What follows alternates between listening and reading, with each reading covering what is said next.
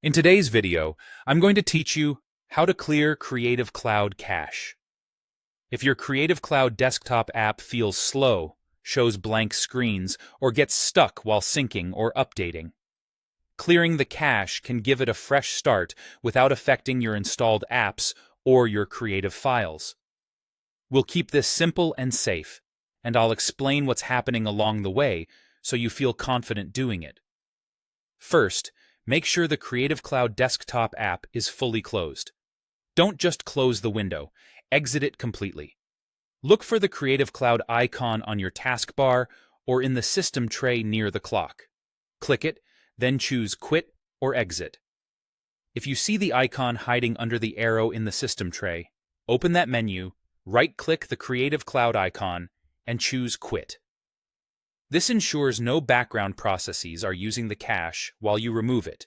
Next, we'll go to the cache location on Windows. Open File Explorer, and in the address bar, paste this path, replacing your username with your Windows username. C users/your username /appdata/local Adobe/OBE/cache. A quick tip: the app data folder is hidden by default, so pasting the full path into the File Explorer address bar is usually the quickest way to get there. If the folder opens and you see items inside, you're in the right place. Once you're in the cache folder, select everything inside it and delete those items. You're only removing the contents, not the cache folder itself. This step clears temporary data the app uses to speed up certain tasks, like loading panels or remembering recent activity.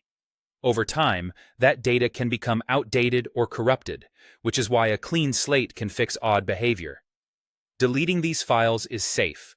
It won't uninstall your apps, remove your preferences, or touch files in your Creative Cloud storage. If Windows mentions that a file can't be deleted because it's in use, that usually means the Creative Cloud app didn't fully quit. Double-check that it's closed in the system tray, then try again. Once everything inside the cache folder is gone, you're ready for the final step. Reopen the Creative Cloud desktop app. On first launch after a cache clear, it may take a little longer to load as it rebuilds fresh cache files. That's expected. After it opens, check the areas that were giving you trouble. Panels should load more reliably, and updates or sync processes often resume smoothly. That's it. You've cleared the Creative Cloud cache on Windows.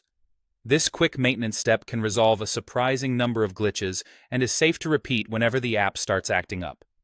Thanks for watching, and I hope this helps your setup run more smoothly.